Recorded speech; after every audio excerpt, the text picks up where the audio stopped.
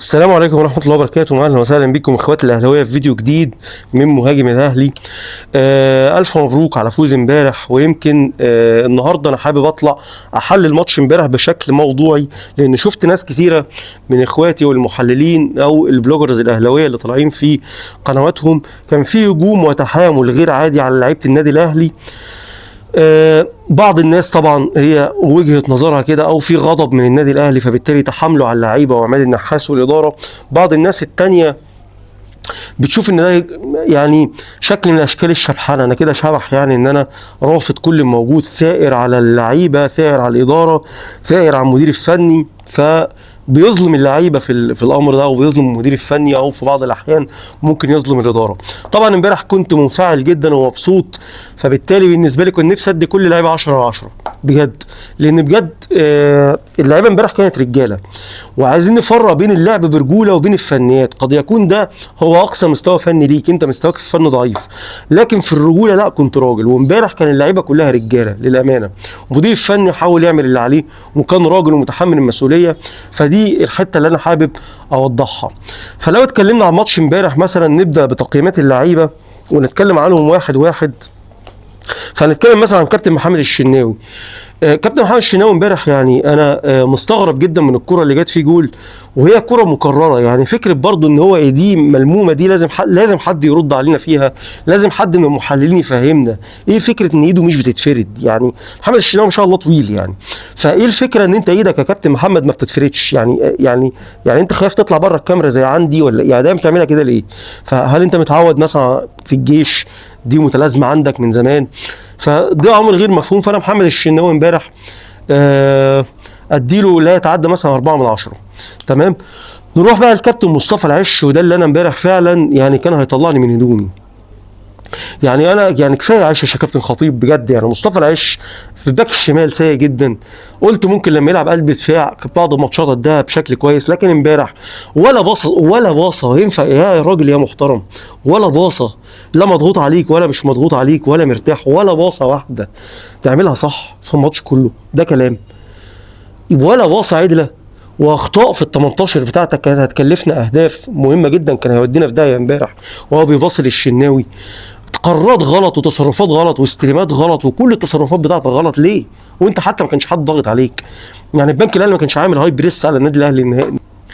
فانا مستغرب جدا الحقيقه من مصطفى العش امبارح. يعني اديله 0 مرتاح بضمير مرتاح، ياخد 0 امبارح بضمير مرتاح. لعب برجوله لعيبه الاهلي كانت عايزه ان هي تسجل من اول دقيقه لاخر دقيقه، في حماسه، في مجهود بيتبذل. لكن انا بتكلم على مستوى فني النهارده.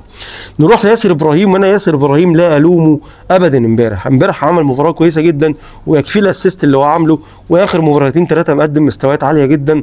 يمكن في الكره دي مثلا كان ياسر مش مغطي فيها، لكن دي عيب محمد هاني.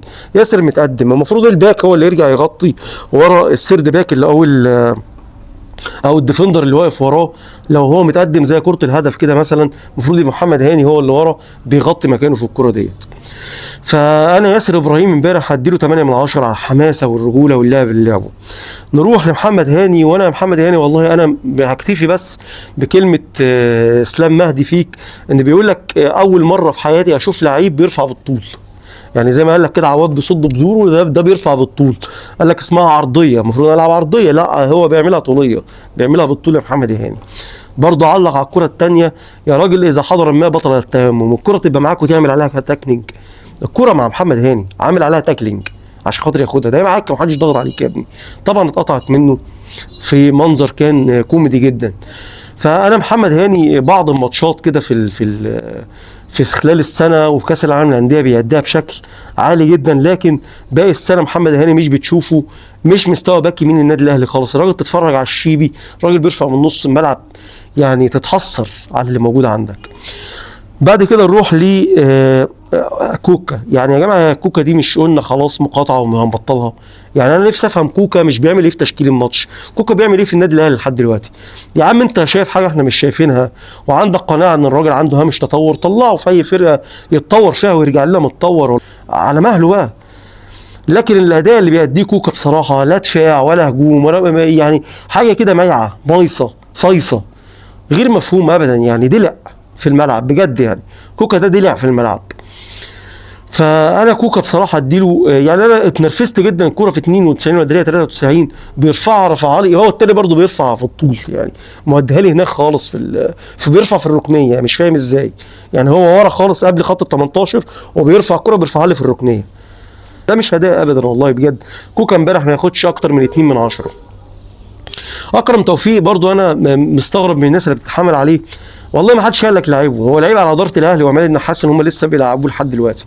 هو من ناحيه الرجوله الراجل بيأدي برجوله، ما يعني مش معنى ان هو مضى بره او حاجه فانا مثلا هقول ان هو ما بيأديش او ان هو بيتخاذل، لا بيأدي، لكن هو طريقه لعب الراجل كده، هو فواعلي في الملعب. انت معاك فواعلي في نص الملعب، جري وضرب ومش عارف ايه، لكن ما بيبصيش لقدام، هو باصاته كلها ميديوكر يعني لعبه العادي خالص والمعروف. لكن فانا اكرم مثلا اديله 5 من 10. لكن اللي مستغرب فعلا ان الناس بتهاجمه لمجرد ان هم يهاجموا او ان هم حفظوا خلاص ان موضوع ان مروان عطيه بيباصي لورا او بيباصي على الجنب.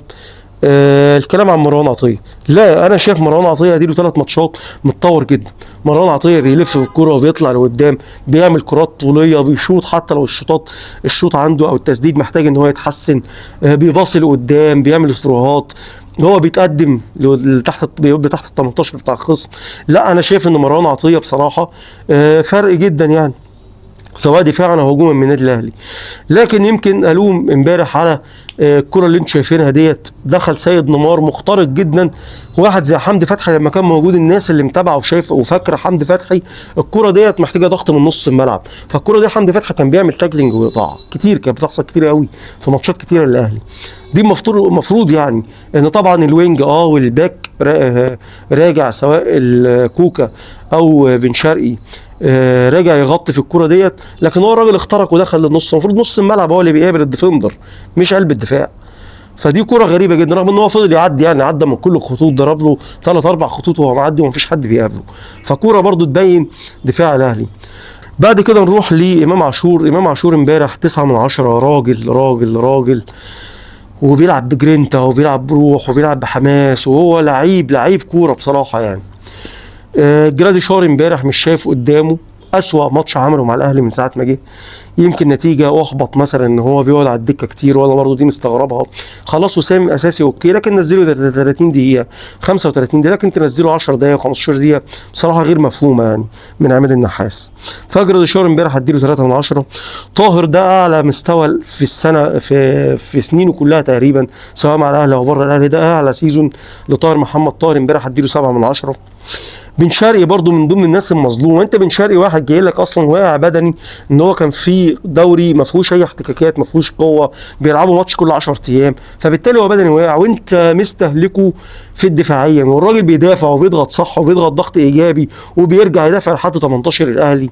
فانت طبيعي مش هتشوف معاه اللي كنتوا بتشوفه مع الزمالك او مع الوداد قبل كده.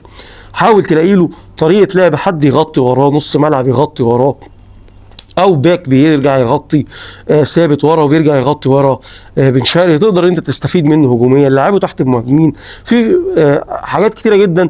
نتمنى ان خوسيه ريفيرو يبدا يلاقي توظيف تاني لبن شرقي لو انت مصمم على حته الدفاع دي، لكن الراجل مش الاساس بتاعه انه يكون مدافع، الاساس بتاعه وينج مهاجم، وانا جايبه عشان خاطر كده، ما ينفعش استهلكه دفاعيا وابدا ان انا انتقده واقول له انت ما كنتش في مستواك. فامبارح بن شرقي مع ذلك الراجل في الماتشات اللي فاتت بيصنع وبيسجل وموجود. فبن شرقي امبارح هديله 7 من 10. قفشه والشحات وسام انا اديهم الثلاثه 8 من 10 8 ونص من 10.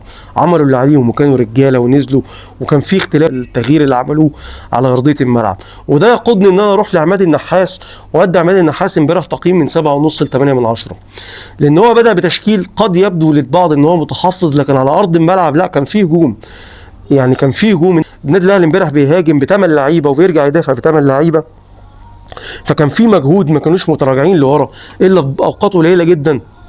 عملوا له بريس عند ال 18 وعماد النحاس زعق لهم وقال لهم اطلعوا تاني للميديم بريس، واغلب واوقات كتيره في المباراه كانوا عاملين هاي بريجر او هاي بريس على الخصوم، وكانوا عاملين مجهود عالي جدا امبارح. فبالتالي هو برضو الراجل خايف، لان انت المباراه ديت لو جه فيك جون او لو اتهزمت فيها الدوري شبه ضاع منك. انا هاجم واحاول اسجل، لكن مش معنى كده ان انا ممكن انجرف ورا الهجوم وانسى الدفاع، وانا اصلا دفاعي ضعيف فممكن يجي فيها اجوان.